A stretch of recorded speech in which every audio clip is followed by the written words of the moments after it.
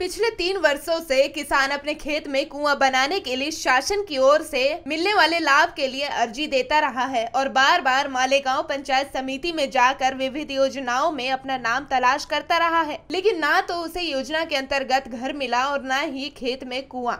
इंतजार की समय सीमा समाप्त होने और इस वर्ष भी उसका नाम शासन की ओर से कुएं के लिए मिलने वाली योजना में नहीं आने पर उसको अपने खेत में कुएं की खुदाई अपने परिवार वालों के साथ मिलकर करनी पड़ रही है। अपना और अपने परिवार वालों का गुजर बसर करने के लिए किसान अपने खेतों में की हुई बुआई से निकलने वाली फसल से इजाफा होने की आस लगाता है और समय समय पर पानी के साथ ही फसल पर बीमारी आए तो दवाइयों का छिड़काव भी करता है और दिन रात मेहनत मशक्कत करता है, परंतु उसे शासन की ओर से शुरू की गई योजनाओं का लाभ समय रहते नहीं मिलता, जिसका जीता जागता उदाहरण ग्राम एकांबा के किसान पांडुरंग राजा राम बनसोड को देखकर सामने आता है।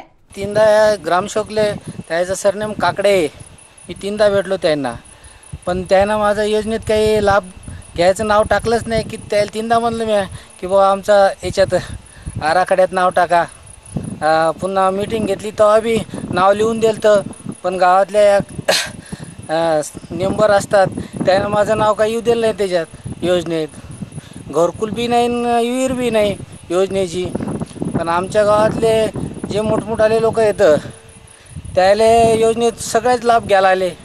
असा एकांब्यात इतका भ्रष्टाचार आहे की त्याचा विचारच करू नका।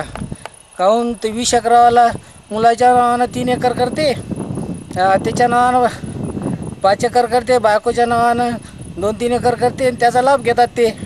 आम्हाला काय त्या 1.25 एकर माझ्याजवळ शेती आहे सर, मला काही त्याचा लाभ भेटत नाही।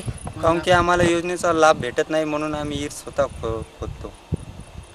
काहून की गावातले लोक जे येतात, आम्ही 2-4 वेळेस 2-3 वर्ष झाले ग्रामपंचायत की आम्हाला योजनेचा लाभ द्या, पण आम्हाला लाभ भेटत नाही।